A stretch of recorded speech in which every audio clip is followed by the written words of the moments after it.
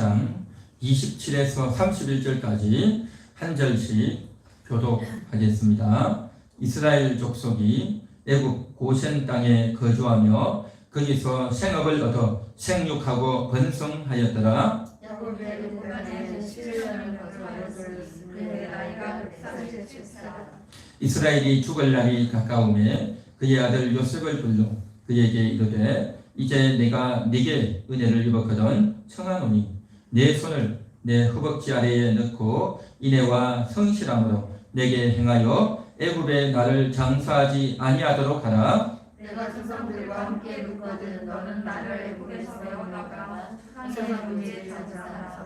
요셉이 이르되 내가 아버지의 말씀대로 하리이다. 다같이 야곱이 또 이르되 내게 맹세하라 하매 그가 맹세하니 이스라엘이 침상 머리에서 하나님께 경배하니라.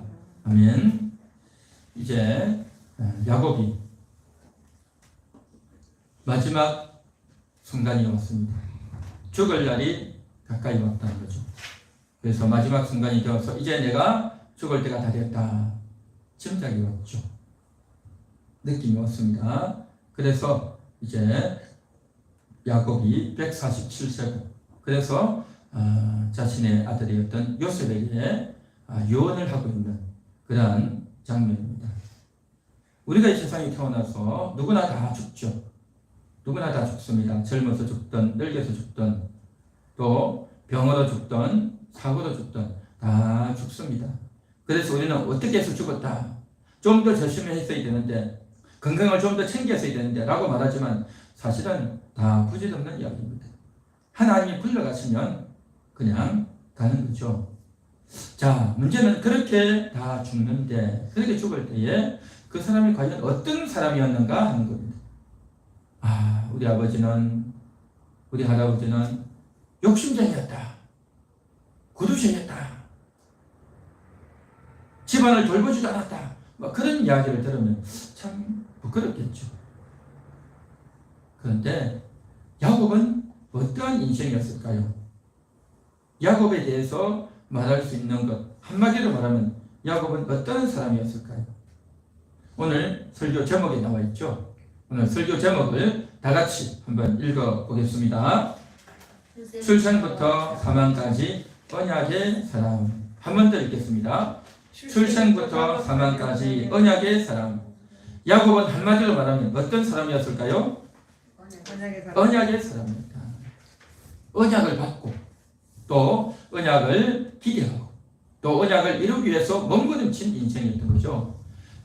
야곱이 태어나면서부터 형과 씨름하다가 형의 발 뒤꿈치를 잡고 나오잖아요. 그 하나님의 언약을 붙잡기 위해서는 태어날 때부터 그랬습니다. 참 이게 묘하죠. 참 신기한 겁니다. 태어날 때부터 서로 나오려고 먼저 했던 것. 그것은 먼저 그냥 서로 나오려고 한 것이 아니라 하나님의 언약과 연관된 몸부림이었던 겁니다. 그리고 이제 이 야곱이 죽을 때가 가까이 왔습니다.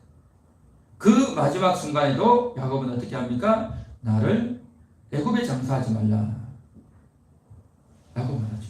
우리 조상의 묘지에 나를 장사하라 라고 말합니다. 창세기가 몇 장까지 있는지 여러분 혹시 여러분 아십니까? 창세기는요 1장부터 50장까지 있습니다. 자, 그런데 그 50장까지 있는 내용 중에서 야곱의 이야기가 상당히 많이 나옵니다. 야곱의 이야기가 제일 처음 나오는 데가 어딘 줄 아십니까? 25장. 창세기 25장이에요. 그리고 야곱의 이야기 끝이 어디까지인 줄 아십니까? 50장까지 나와요. 25장부터 50장까지. 창세기 50장 중에서 절반을 야곱의 이야기예요. 야곱의 이야기. 참 놀랍고 대단하죠.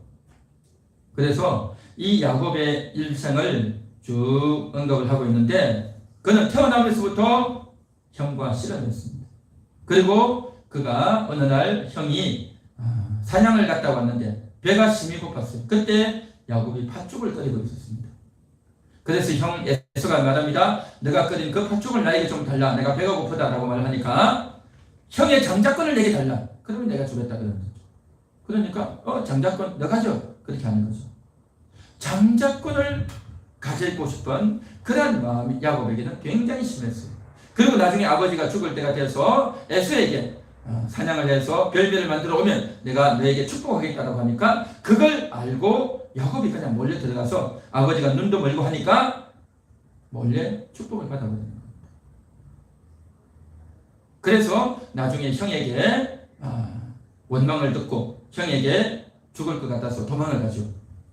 그러니까 한마디로 말해서 야곱은 장자권, 하나님의 그 언약을 받으려고 하는 그러한 욕심이 엄청나다는 겁니다. 그리고 이제는 도망을 가죠. 도망을 가서 외삼촌 집에 사는 동안에 20년 동안 있는 동안에 그곳에서 어떤 일이 벌어집니까? 아내 때문에 또 외삼촌과 싸우는 겁니다. 또 양과 염소와 소와 이런 가축들을 얻기 위해서 또 외삼촌과 싸우는 겁니다. 아내 때문에 또 재물 때문에 외삼촌과 싸우는 거죠. 그래서 그걸 얻죠. 장자권도 얻고 또 아내들도 얻고 재물도 얻습니다. 그렇게 얻기 위해서 싸우고 투쟁한 그러한 것이 야곱의 일생이었습니다.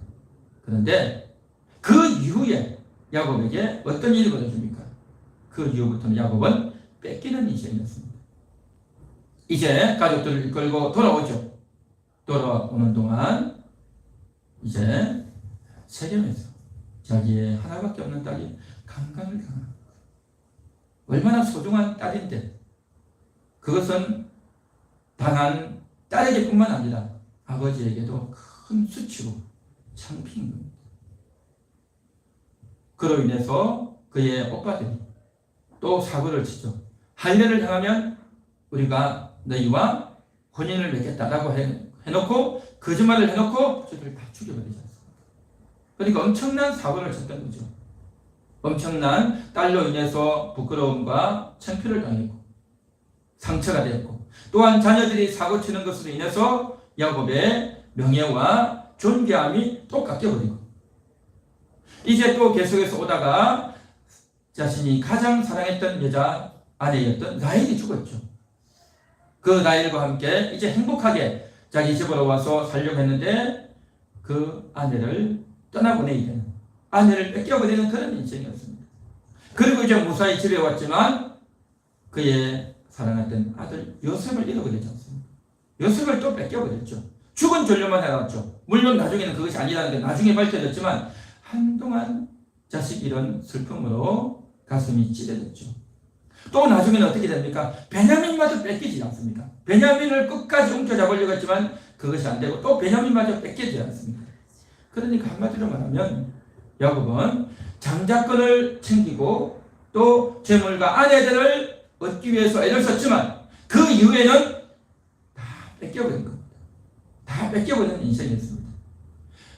가장 소중했던 그 언약, 그 장자권을 얻었지만 이제 야곱에게 있어서 자신의 육신의 그러한 욕망과 욕심과 자존심과 또 마음속에 있던 그러한 것들이 차츰차츰 뺏겨버리는 겁니다. 마음의 상처가 남고 절망감이 남고 수치가 남고 뺏기는 그런 인생이었다는 거죠. 그러면서 야곱은 육신이 깨어지고 뺏기면서 엄청난 고통과 수치와 자존심이 꺾이면서 변화가 되었습니다. 변화되어지고 성숙되어가는 것. 이것이 바로 야곱의 인생이었다는 거죠. 한마디로 말해서 언약의 목숨을 걸었는데 그 언약을 얻었지만 또한 그 영적인 욕망뿐만 아니라 육신의 욕망도 강했던 거예요. 야곱은. 우리가 이 세상에 살아가는 성도들이 영혼을 위해서 내가 신앙생활을 한다고 하지만 그 영적인 부분만 있는 것이 아니라 육신적인 욕망과 못된 습성과 또 정말 고집과 또 못된 그런 속성들이 우리에게 있지 않습니까? 하나님께서 가장 귀한 것 언약을 주시지만 우리에게 있는 이러한 것들은 다 낮추고 뺏고 그래서 우리가 이제 죽어지는 그러한 길을 걸어가도록 인도하시는 분. 야곱의 경우에서 살펴보듯이 우리 성도들의 경우도 그렇게 되어지는 줄 믿습니다. 언약을 지녔기 때문에 박해가 오고 언약을 가졌기 때문에 뼛속 깊숙이 언약을 가졌기 때문에 그것 때문에 그것을 지키기 위해서는 육신의 것, 인간적인 것, 욕망의 것들을 다 내려놓게 되는 그러한 인생이었다는 거죠.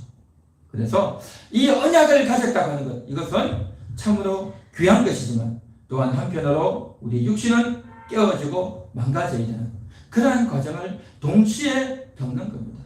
그게 인생이다라는 거죠. 그게 인생. 자, 야곱은 한마디로 말하면 언약의 사람이다라고 했습니다. 언약을 지닌 사람, 뼛속 깊숙이 언약을 가지고 언약을 내가 소유하려고 언약을 지키려고 그 언약을 위해서 몸부림치는 인생, 야곱의 인생이었습니다. 이 언약을 가지면 야곱뿐만 아니라 우리 모든 성도들도 복된 인생이 될 줄 믿습니다. 한번 따라해 볼까요? 언약을 소유하면 복된 인생입니다. 언약을 소유하면 복된 인생입니다. 언약을 소유하면 복된 인생이 됩니다. 27절을 보십시오. 다 같이 읽겠습니다. 이스라엘 족속이 애굽 고센 땅에 거주하며 거기서 생업을 얻어 생육하고 번성하였더라. 생육하고 번성했다는 겁니다. 이것은 단순히 생육하고 번성이 아니라 우리가 지난주에 살펴봤듯이 26절, 25절, 24절에는 뭡니까? 이때가 언제냐? 애굽에 또 가나안 땅에 기근이 임할 때였습니다. 7년 동안 큰 풍년이 있었고 또 7년 동안 극심한 기근이 있었죠. 그래서 애굽에 있는 사람들이 그 양식을 사기 위해서 돈을 다 잃고, 그렇죠?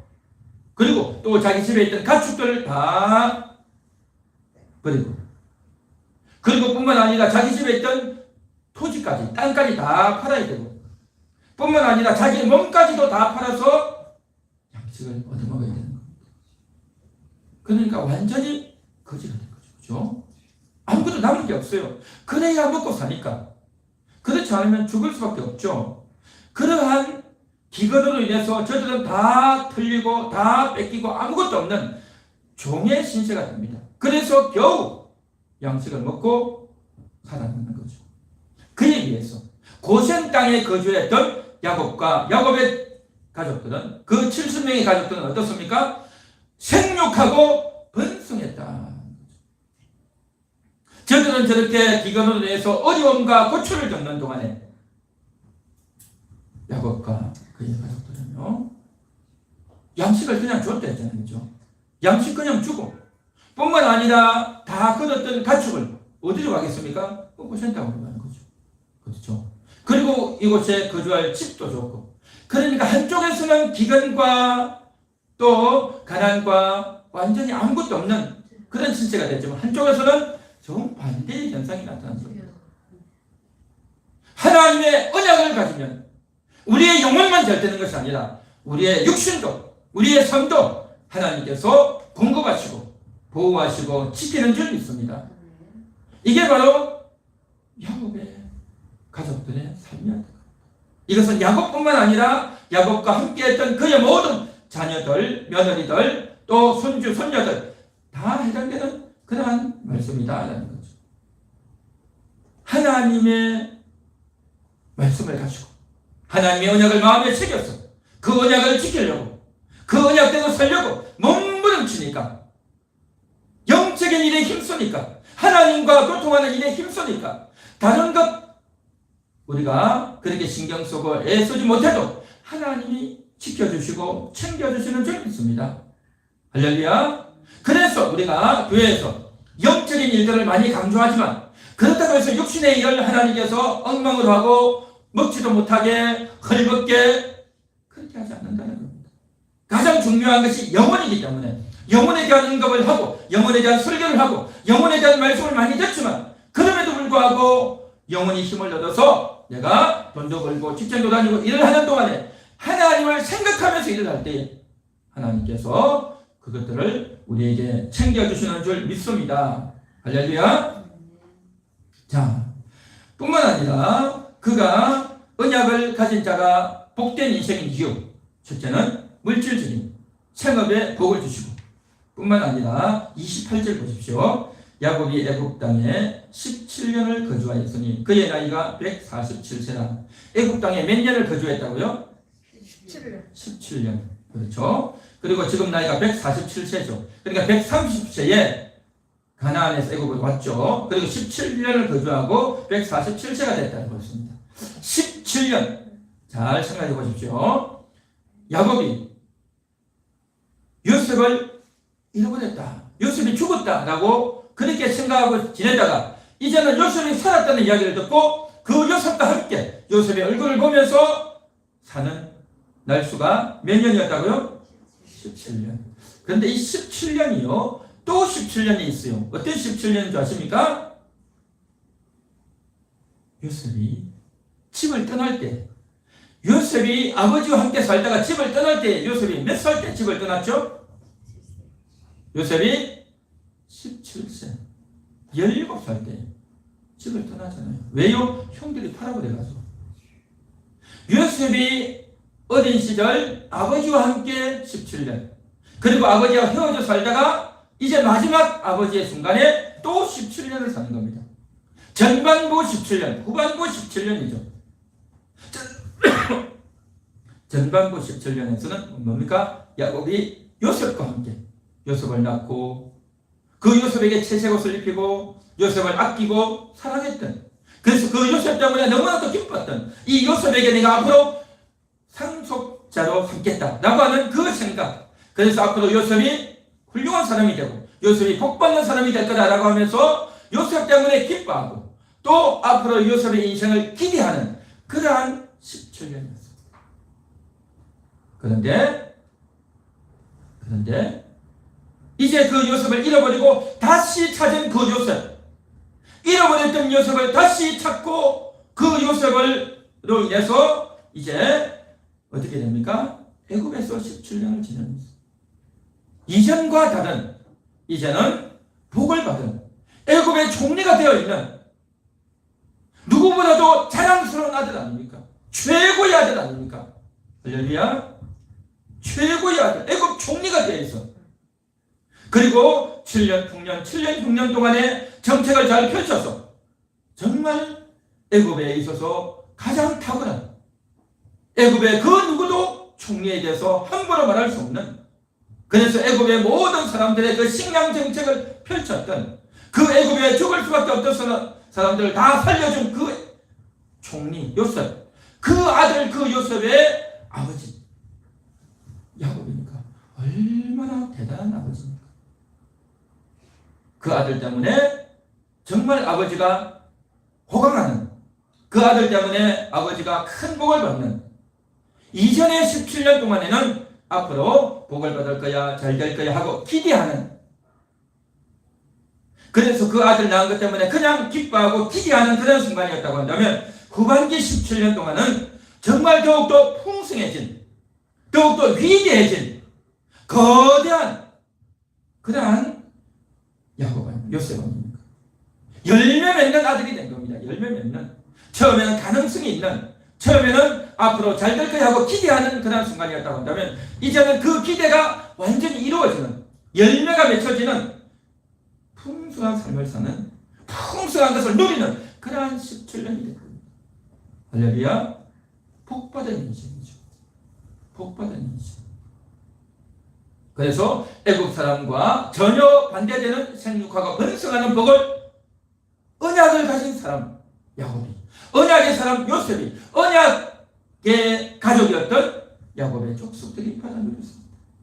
애국 사람들과 비교되어지는, 또 요셉과 함께했던 그보다도 요셉과 함께했던 그 이후에 17년이 훨씬 더 복된 인생이 된 줄로 믿습니다. 할렐루야. 우리 27절을 한 번 더 읽어보겠습니다. 시작. 이스라엘 족속이 애굽 고센 땅에 거주하며 거기서 생업을 얻어 생육하고 번성하였더라. 한번 그 생육하고 번성하였더라. 생육하고 번성하였더라. 한 번 더 읽어보겠습니다. 생육하고 번성하였더라. 이 말씀은요, 지금 창세기에서 3번 나옵니다. 제일 첫 번째 말씀은 어디에 있냐면 하나님이 아담과 하와를 만들고 난 이후에 생육하고 번성하라, 땅에 충만하라, 그렇게 말씀하셨죠. 하나님 아담에게 그렇게 지시하셨어요. 그리고 두 번째는 노아 홍수 이후에 하나님이 노아에게, 노아의 후손들에게 너희는 온 땅에 생육하고 번성하라, 그렇게 또 명령하셨어요. 그리고 세 번째, 오늘 이 야곱의 가족들을 향해서 생육하고 번성하라고 했어요. 번성하였더라, 그렇게 말하고 있습니까? 생육하고 번성하였더라. 이미 생육했다는 거죠. 이미 번성했다는 겁니다. 자, 창세기 1장에 나오는 아담에게 주셨던 말씀은 생육하고 번성하라 하고 명령하신 겁니다. 그리고 제2의 인류였던 노아에게 생육하고 번성하라 하고 명령하셨어요. 그런데 야곱에게는 생육하고 번성하였더라, 그렇게 말씀하고 있는 겁니다. 할렐루야. 생육하고 번성했다는 겁니다. 그런데 잘 보십시오. 아담에게 생육하고 번성하라 했고, 노아가 홍수 당시에는 사람들이, 이 세상에 사람들이 엄청나게 많았어요. 그때에 생육하고 번성했더라, 그렇게 말씀하지 않아요. 그리고 노아 홍수 이후에 바벨탑에 몰려있던 사람들 생육하고 번성했더라, 그렇게 말하지 않습니다. 어디에서 생육하고 번성했냐? 야곱의 가족이 몇 명이요? 70명. 온 땅에 생육하고 번성하라고 했는데 그 생육과 번성이 이루어진, 성취되어진 순간이 바로 이 순간인 겁니다. 누구에게? 야곱의 가족에게. 그러면 생육과 번성이 그 전에는 없냐 말이죠. 노아 홍수 나기 이전에 있던 그 사람들, 바벨탑을 쌓았던 그 사람들, 그리고 각종 세상에 나와 있던 그 많은 사람들이 있었는데 그들의 생육 번성이 아니냐? 하나님이 원하시는 생육 번성은 뭔지 아십니까? 하나님의 형상대로, 하나님의 형상을 가진 자가 생육하고 번성해 있습니다. 하나님의 형상을 가진 자, 여호와의 언약을 가진 자가 생육하고 번성해야 그게 하나님 보실 때에 기쁨이 되고 하나님 보실 때에 심히 좋아하시는 그러한 일이 되는 줄 믿습니다. 여호와의 언약을 가졌던 이 70명을 볼 때에 생육하고 번성이 이루어졌다. 하나님 이 세상에 많은 사람들이 있지만 각 지역에 살고 또 수천 년 동안 인생들이 살아가지만 생김새도 다르고 지혜도 다르고 살아가는 삶의 방식도 다르고 다 다르지만 그런데 하나님의 형상이 그 속에 있는가?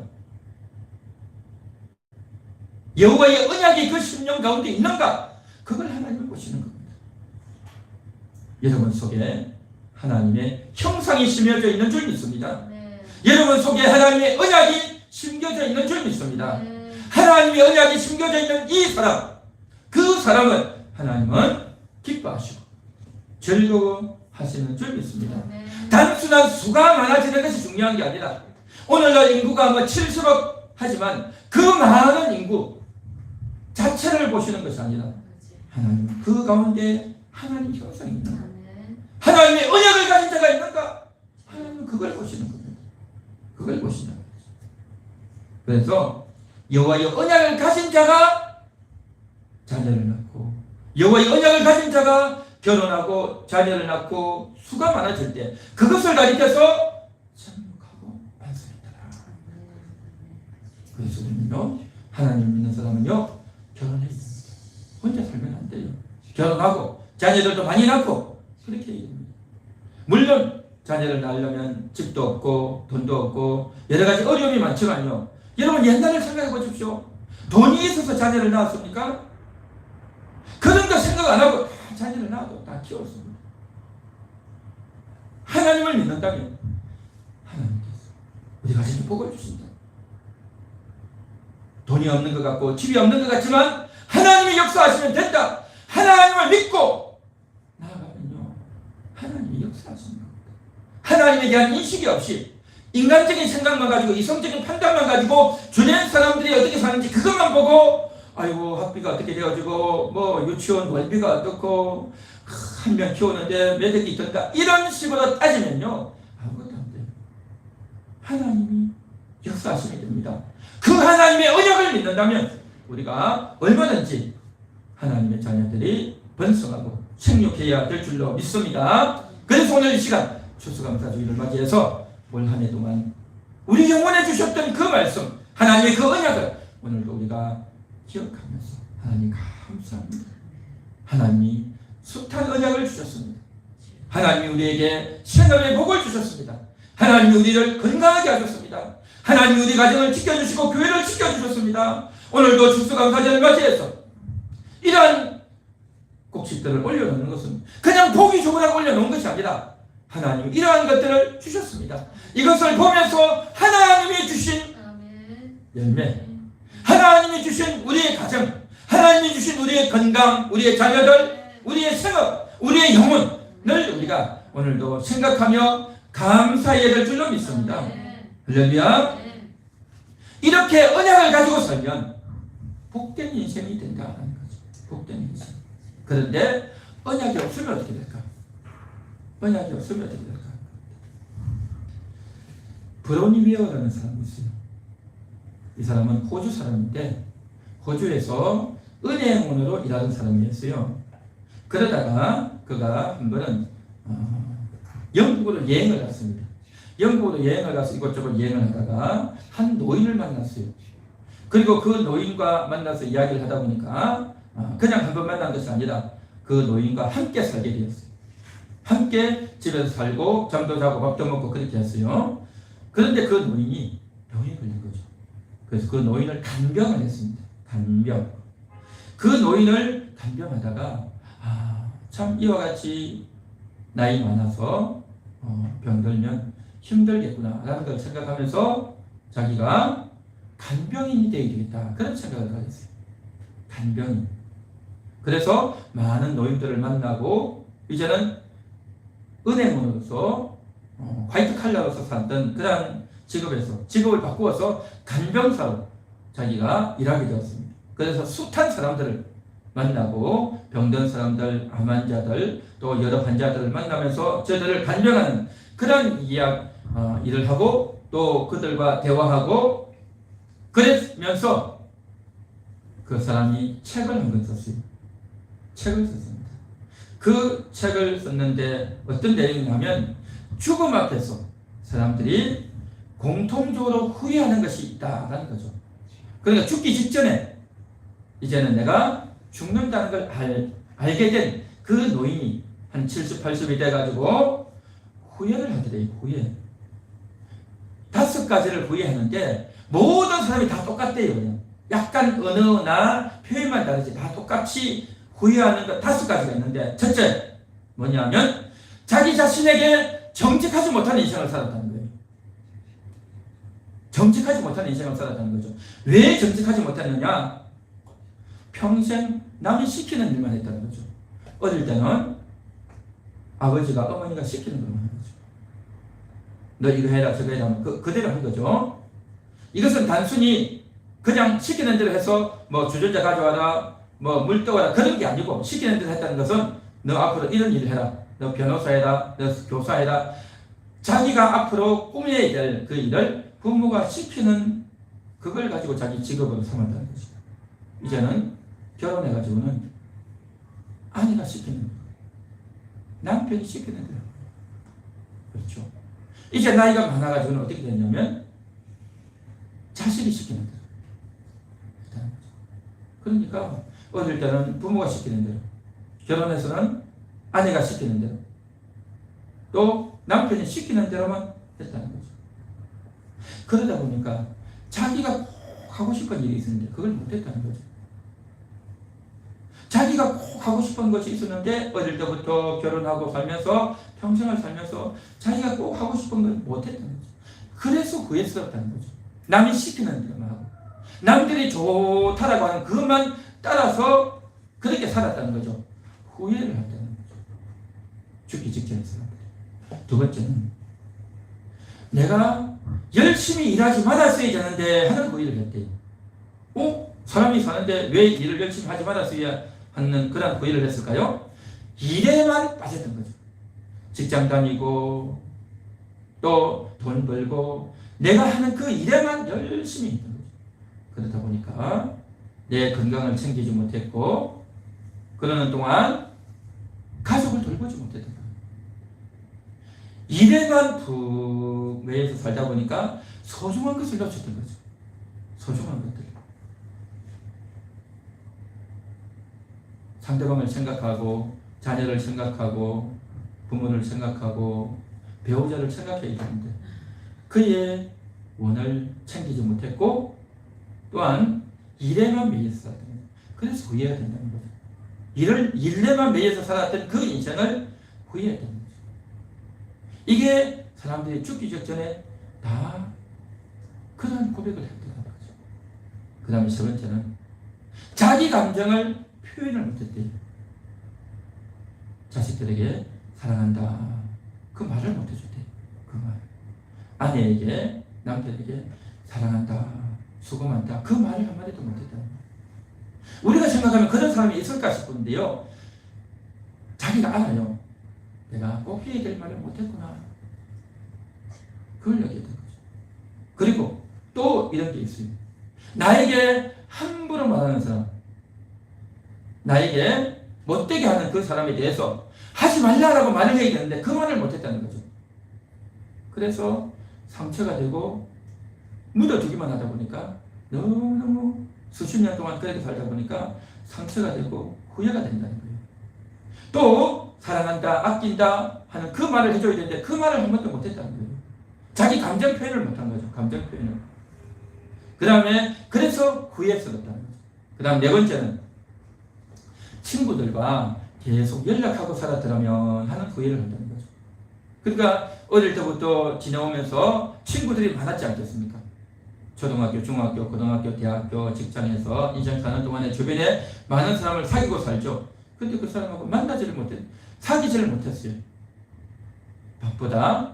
또 이런저런 이유로 인해서 그러다 보니까 노인이 되었을 때 내 옆에 아무 사람이 없는 거예요. 내가 그 사람하고 잘 지내야 또 그 사람도 나에게 오지 않겠습니까? 그리고 홀로 노인이 되었을 때 외롭다는 거죠. 왜 외로워요? 평상시 여태까지 살면서 친구를 사귀지 않았던 거예요. 그 사람들과 좀 더 가까이 지내고 전화도 하고 가서 좀 만나고 그래 해야 되는데 그걸 안 했던 거예요. 그러다 보니까 외로운 거예요. 전에는 그렇게 생각했대요. 아이고 바빠서 못하고 또 이유가 있어서 못하고 이런저런 핑계를 대는데 정말 내가 나이 많고 늙고 있다 보니까 정말 말동무가 필요하고 이야기할 사람이 필요한데 그런 사람이 없는 거죠. 그래서 친구를 사귀지 못했던 거예요. 그것 때문에 후회스럽다는 거예요. 후회스러워. 그렇죠? 이해가 되죠? 그 다음 다섯 번째는 더 행복한 삶을 선택하지 못했던 거예요. 더 행복한 삶. 여태까지는 돈이 최고인 줄 알고 돈만 벌려고 해를 쓰고 또 자기 자녀 교육을 시키고 자기 자식에게 투자한다고 모든 것을 다 투자했고 또 내가 하고 싶은 것, 내 재미있는 것들, 내 유익한 것들 그것만 평생 하고 사는 겁니다. 그러니까 그런 사람들 많잖아요. 하투에 미치고 그죠? 또 다른 이성에 푹 빠지고 또 술에 푹 빠지고 또 남의 돈 따먹는 도박에 푹 빠지고 이와 같이 자기 하고 싶은 것, 자기 재미있는 것만 실컷 하고 살았는데 나중에 후회스럽다는 거죠. 그게 진정한 기쁨이 되지 못하기 때문이죠. 그래서 참된 행복을 발견했더라면 하고 후회를 했대요. 이 다섯 가지. 한마디로 말해서 왜 이런 후회를 하는지 아십니까? 하나님의 언약이 없기 때문입니다. 하나님의 언약이 그 영혼 가운데 딱 새겨지지 못했기 때문에 내 영혼 가운데 하나님의 언약을 내가 받고 언약을 지키고 언약이 이루어지기를 기대하고 언약이 언제 이루어질까 그것을 기대하고 소망하고 몸부림치고 그것을 위해서 기도하고 그것을 위해서 달려가면요 다른 데 한눈 팔 틈이 없어요. 언약이 내 영혼 속에 새겨지지 않으면 어떻게 되어지는지 아십니까? 육신이 욕심을 피워요. 내 육신의 생각 속에 내 재미있는 것, 내가 앞으로 해야 될 비전, 또 내가 하고 싶은 것, 내 소신, 내 고집, 내 주장, 그런 것들만 잔뜩 끼인단 말이죠. 영혼 속에 하나님의 말씀과 하나님의 사랑으로 가득 채워지지 못하면, 내 영혼이 활성화되어 있지 못하면 내 육신이 활성화되는 겁니다. 육신의 욕심과 육신의 고집과 육신의 자존심과 내 육신대로 하고 싶은 그런 것들이 가득 넘치는 거예요. 그렇기 때문에 후회스러운 인생이 되는 거죠. 한마디로 말하면 그렇습니다. 내 영혼 속에 하나님의 언약이 딱 장착되어서 하나님이 나에게 말씀하셨지, 그래서 그 말씀을 더 많이 알려고 성경을 읽고 그것을 위해서 기도하고 그것이 이루어지려고 애를 쓰다 보면 그 일을 한단 말이죠. 성경 읽는 것이 일이고 교회 오는 것이 일이고 기도하는 것이 일이고 하나님의 일을 이루는 것이 일이단 말이죠. 물론 그렇게 하면서 직장도 다니고 일도 하고 돈도 벌고 하지만 목적이 뭐냐? 언약을 이루는, 이게 목적이 되어야 되는 겁니다. 그런데 영혼 가운데 하나님의 언약이 탑재가 되지 못하면 돈 버는 게 웃음이 되어져요. 육신의 일만 잔뜩 한단 말이죠. 육신의 일만, 영의 일을 안 하고 그렇게 되기 때문에 나중에 어떻게 됩니까? 후회하는 거예요. 후회되죠. 그 하나님의 언약을 받으면서 내 감정이 투여가 되어져야 되는 겁니다. 하나님의 언약을 받고 그 언약 때문에 실험하고 하나님이 이렇게 말씀하시는데 내가 이 말씀을 이루려고 하니까 이 세상에서 얼마나 힘든지, 얼마나 어려운지, 또 내가 때로는 하기도 싫고 고집도 피우고 싶고 하나님께 반항도 하고 싶고 그랬던 우리의 감정이 그 하나님의 언약 때문에 기쁨과 즐거움도 있고 그 하나님의 언약 때문에 거부감과 또 그것 때문에 양심의 가책을 느끼고 이러한 우리의 감정이 하나님의 언약 때문에 우리의 감정이 올라갔다가 내려갔다가 올라갔다가 내려갔다가 그 언약으로 인해서 반응하는 그 감정이 이루어지면 우리의 감정의 표현이 되어지는데 그 언약이 내게 주어지지 않으면 어떻게 되어집니까? 감정 표현이 안 돼요. 감정 표현을 하더라도 그냥 인간적으로 아이고 그냥 기분 좋다, 좀 안 좋다, 좀 짜증난다, 좀 답답하다, 좋다, 그러한 쓸데없는 것 때문에 감정이 지워진단 말이죠. 진정한 우리의 감정의 표현은 어디에 해야 되느냐? 하나님 말씀에 해야 되는 겁니다. 하나님 말씀 때문에 기뻐하고 열망하고 그것이 나에게 이루어지지 않을 때 답답하고 괴롭고 고통스럽고 그래서 목소리를 높여서 기도하고 부르짖고 주여 나를 도와주세요. 내가 너무 괴롭습니다. 내가 너무 비참합니다. 하나님이 도와주지 않으면 내가 살 수 없습니다. 이 벅차는 감정을 하나님 앞에 쏟아넣어야 될 줄이 있습니다. 그렇게 되어질 때 감정 표현이 되어져요. 그런데 하나님 앞에 쏟아놓지 않죠. 그럼 인간들에게 쏟아놓으려고 해요. 그러니까 제대로 된 감정 표현이 안 되는 거죠. 제대로 된 감정 표현이 안 된단 말이죠. 그래서 나중에 후회를 하는 겁니다. 친구들과 계속 연락을 못하고 살죠. 하나님의 언약이 있으면요, 그 언약이 얼마나 귀한지, 그 언약이 얼마나 감사한지, 하나님이 나에게 주신 이 말씀, 하나님이 나에게 깨닫게 하신 이 말씀이 너무 좋기 때문에요, 사람들에게 이야기하고 싶어지는 겁니다. 은혜 받았던 걸 나누고 싶어져요.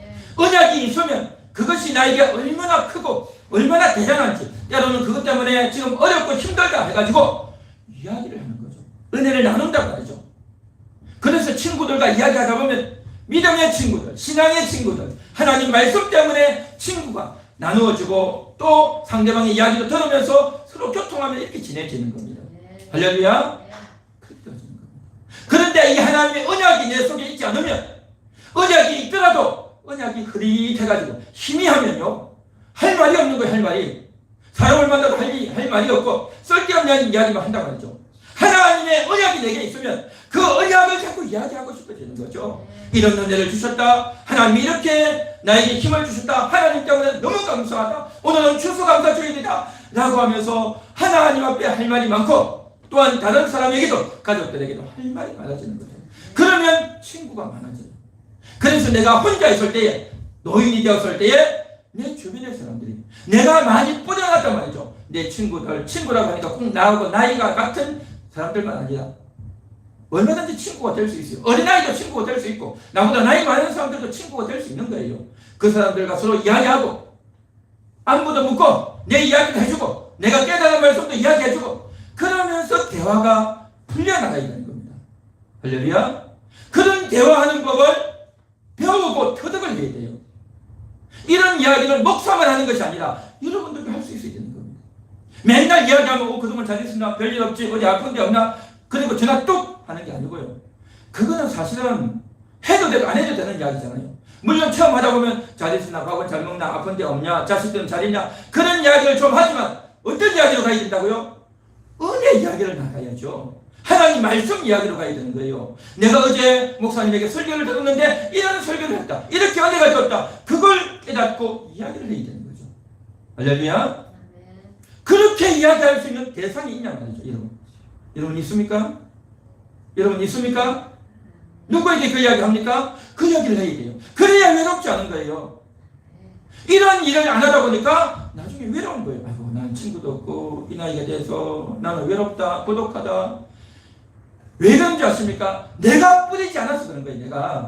내가 먼저 이야기를 해야죠. 내가 먼저 전화해야죠. 내가 먼저 안부를 묻고 하나님 이야기를 하고 내가 딱 전화할 때 무슨 생각, 주일날 들었던 설교 내용을 생각하고 그걸 내가 알려줘야 되겠다. 그렇게 생각하고 전화를 하셔야 되는 거예요.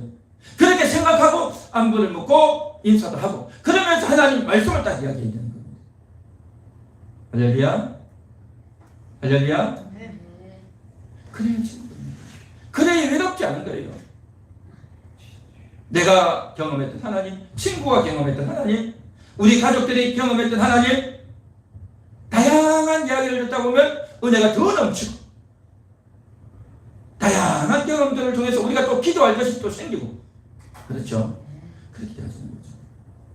그러니까 언약이 없는 인생, 그래서 언약이 없이 평생을 살다 보니까 나중에 후회가 되는 거예요. 일만 열심히 했는데 그 일이 뭐냐 말이죠. 언약이 없는 일이다 말이죠. 평생 살았는데 정직하지 못했단 말이죠. 뭐가 정직인지 아십니까? 거짓말하지 않는 것이 정직이지만 진짜 정직은 뭐냐면 하나님 앞에서 내가 바로 서야 되는 겁니다. 하나님 앞에서 내 영혼이 바르게 반응하고 하나님께 순종하고 하나님께 반응하는 것, 그게 정직인 겁니다. 그걸 하셔야 되는 거예요. 그 훈련을, 그 일들을 많이 하셔야 은혜하게 사는 겁니다. 그래서 야곱이 평생 태어나면서부터 죽을 때까지 언약의 사람 아닙니까? 태어나면서 죽을 때까지 언약의 사람 아닙니까? 그런데 이 언약이 내게 없으면 나에게도 정직하지 못하고 쓸데없는 일만 하고 인간관계도 제대로 되지 못하고 내 감정 표현도 못하고 엉뚱한 일에만 매였단 말이죠. 그래서 그때 인생이 됐단 말이죠. 이제 야곱이 마지막 죽기 직전에 요셉에게 당부합니다. 그러니까 나를 이곳에 장사 지내지 말라. 애굽에 나를 묻지 말라. 내 조상의 묘지에 묻어달라. 그렇게 말하지 않습니까? 30절 보십시오. 30절 나같이 읽습니다. 내가 조상들과 함께 눕거든 너는 나를 애굽에서 메어다가 조상의 묘지에 장사하라. 요셉이 이르되 내가 아버지의 말씀대로 행하리이다. 조상의 묘지 어디입니까? 자기 아버지 이삭이 자기 어머니 리브가가 묻혀있는 곳 어디입니까? 막벨라 굴. 할아버지가 막벨라 굴을 샀잖아요. 왜 샀습니까? 자기 아내 사라가 죽으니까 사라를 장례 지내려고 막벨라 굴을 샀죠. 그래서 사라를 묻고 그리고 이제 아브라함이 또 거기 묻혔잖아요. 아들 이삭과 이스마엘이 묻어주잖아요. 그렇죠? 그리고 이삭이 그것을 묻히죠. 리브가도 묻히죠. 이제 야곱이 내가 그것을 가기 원한다는 거죠. 내가 그것을 묻히기를 원한다는 겁니다. 여러분 솔직히 죽으면 어디 묻히든 그게 무슨 사용이 있겠어요? 우리는 보통 그렇게 말하지 않습니까? 내가 죽으면 말이야 우리 고향에 양지받은 곳에 묻어달라. 풍수지리설에 의해 가지고 여기가 명당자리다. 또 국회의원 나오고 대통령 선거 넣으려고 하는 사람들이 갑자기 묘지를 바꿔 있네요. 묘지를. 그래가지고 묘지를 잘 써야 복받는다. 대통령 당선된다. 그랬던 사람들이 많아요. 묘지 잘 쓴다고 이게 되는 겁니까? 말도 안 되는 거죠. 말도 안 돼. 지금 묘지의 지리가 장수가 중요한 게 아니라 지금 아버지가 있는 거고 어디에 묻히든 무슨 소용이 있겠어요. 근데 그곳에 가려고 하는 이유가 뭡니까? 하나님의 언약 때문입니다. 하나님의 언약. 하나님이 언약하셨잖아요. 46장 4절을 보십시오. 창세기 46장 4절 찾아보십시오.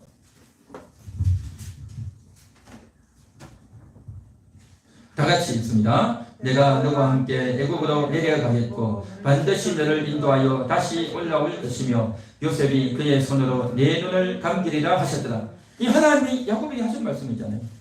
야곱이 내가 애굽으로 가야 되느냐 말아야 되느냐 갈등하고 기도하고 있을 때 하나님이 하신 말씀이 애굽으로 내려가라. 내가 너와 함께 가겠다. 내가 너와 함께 애굽으로 내려가겠다. 하나님이 야곱에게 하신 말씀이죠. 반드시 너를 인도하여 다시 올라올 것이다. 뭡니까? 내가 죽으면 이것으로 인도해서 올라오겠다는 거죠. 하나님이 야곱에게 약속하셨다. 하나님이 언약하셨기 때문에 그 언약이 이루어져야 되는 거예요. 하나님의 그 언약이 이루어져야 되는데 근데 그것을 이루려면 야곱이 할 수 있는 게 아니라 아들이 해줘야 되는 거죠. 그래서 요셉에게 요청하고 당부하는 것 아니겠습니까? 예 아버지 말씀대로 하겠습니다라고 하니까 또 이야기합니다. 맹세하라. 예 제가 맹세하겠습니다. 재차 이야기하면서 그렇게 부탁을 하는 겁니다. 요셉은 죽는 순간까지 그 하나님의 언약을 이루기 위해서 하나님의 말씀에 순종하기 위해서 그렇게 몸부림치는 겁니다. 여러분 이것이 정말 언약의 사람, 믿음의 사람이 가져야 될 태도인 줄 믿습니다. 우리는 보통 그렇게 하죠. 내가 죽을 때 고통스럽지 않고 아프지 않고 자는 잠에 가면 좋겠다. 그렇게 말씀하죠. 물론 그러면 좋죠. 근데 중요한 건 뭐냐면요. 그렇게 고통당하지 않고 죽는 것 보다도 하나님의 언약을 지키는 것이 중요합니다. 그렇게 아프지 않고 고통스럽지 않고 죽으면 복이고 고통스러워하다가 비참하게 죽어가면 복 못 받은 것일까요? 여러분 다윗을 보십시오. 다윗은 죽는 순간까지 자기를 이어서 왕이 돼서 결정이 안 됐어요. 그래서 나라가 서로 분쟁이 되어지고 전쟁이 일어나려고 하는 그런 상황 가운데서 다윗의 정신이 오락가락 하는 거예요 지금. 그리고 죽기 직전에 몸이 추워가지고 몸이 얼어가지고 이제 여자를 넣어줘야 되는 그런 순간까지 갔단 말이죠. 너무 고통스러운 거예요 지금. 몸이 너무 아프고 고통스럽고 정신이 깜빡깜빡하고 그러한 순간 그 끝에도 하나님의 언약을 지키기 위해서 다윗이 몸부림을 쳤던 겁니다. 누가복음에 보면 부자와 나사로 보십시오. 나사로는 죽는 순간까지 거지가 돼서 병에 걸려서 비참하게 죽어갑니다. 부자는요 잘 먹고 잘 입고 호의호식 하면서 많은 사람들이 알아주고 찾아주는 그런 사람이었어요. 죽는 순간 비참하게 죽었어요. 그러나 나사로는 천국으로 갑니다. 부자는 지옥으로 갔지 않습니까? 여러분 예수님을 보십시오. 예수님 죽을 때에 편안하게 죽었습니까? 얼마나 매를 맞고 피를 흘리고 고시하면서 육체적인 고통, 정신적인 고통, 영적인 고통을 당하면서 그렇게 죽어갔습니다. 우리가 죽을 때 어떻게 죽느냐가 중요한 게 아니라 하나님의 언약을 이루기 위해서 하나님의 언약을 끝까지 이루려고 몸부림치다가 죽어야 될 줄 믿습니다. 할렐루야. 죽는 순간까지 언약을 붙들어야 되는 겁니다. 죽는 순간까지. 우리는 일을 하다가 이제 나이 많으면 은퇴를 하죠. 공무원도 은퇴하고 직장에서 은퇴하고 이제 한 70 혹은 60대면 은퇴를 하죠. 은퇴하면 이제 다 끝났다라고 생각하지만요. 아니에요. 하나님 앞에서는요. 직장 은퇴했다고 끝나는 것이 아니라 내가 목숨이 끊어지는 순간까지 하나님의 언약을 붙들어야 될 줄 믿습니다. 끝까지 하나님의 언약을 붙들어야 됩니다. 죽는 순간까지. 병이 들고 고통이 오고 아프지만 끝까지 언약을 붙들어야 됩니다. 그게 여러분이 해야 될 사명이란 말이죠. 오늘 이 시간 정말 우리는 언약을 붙들고 있는가?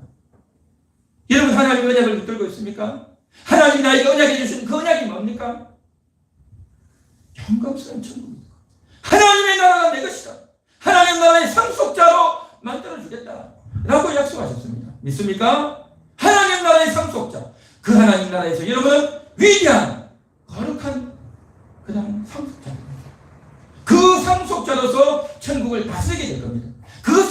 위해서 이 땅에서 믿음의 훈련을 하고 거룩의 훈련을 하는 겁니다.